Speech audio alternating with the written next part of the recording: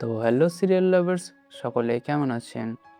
আচ্ছা বলুন তো, জোয়ার ভাটা সিরিয়ালে যে ঋষি মানে উজির হাজব্যান্ড, ওকে দেখে কি মনে হয় উনি বাঙালি? বেশিরভাগ মানুষই হয়তো বলবে হ্যাঁ, বাঙালিই তো মনে হয়।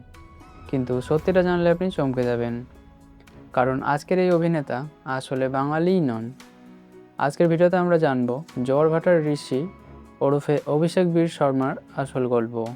গতকাল আমরা কথা বলেছিলাম জোয়ার ভাটা ধারাবাহিকেরই দুই বোন আরাত্রিকা মাইতি আর শ্রুতি দাসকে নিয়ে।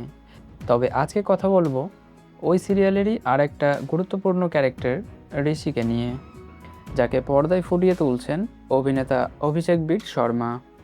চলুন জেনে নিই তার আসল পরিচয়। অনেকেই জানেন না, অভিষেক বীর শর্মার জন্ম হয়েছিল বিহারের পাটনায়।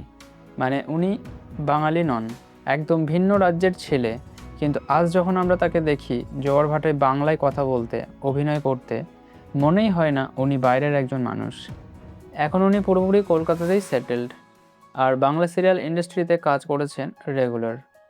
এটাই তো ইন্টারেস্টিং পার্ট, একজন অবাঙালি ছেলে কিভাবে বাংলা সিরিয়ালে এত পপুলার ফেস হয়ে উঠলেন।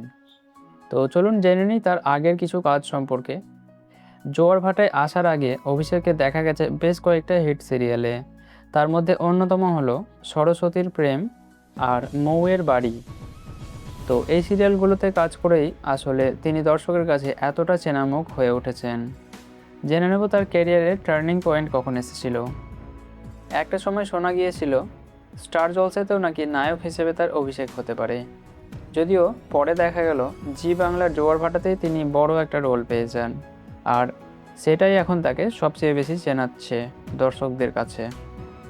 তাহলে দেখলেন তো, পর্দায় যাকে খাঁটি বাঙালি ছেলে মনে হয়, বাস্তবে তার জার্নিটা কতটা ডিফারেন্ট।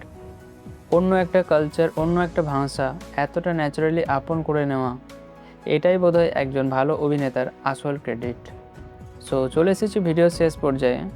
ভিডিও এখানেই শেষ হচ্ছে। ভিডিওটা ভালো লাগলে অবশ্যই একটা লাইক করে দিন, আর চ্যানেলটা যদি এখন সাবস্ক্রাইব না করে থাকেন তাহলে অবশ্যই সাবস্ক্রাইব করে রাখুন এই ধরনের বায়োগ্রাফি রিলেটেড ভিডিও সবার আগে দেখার জন্য।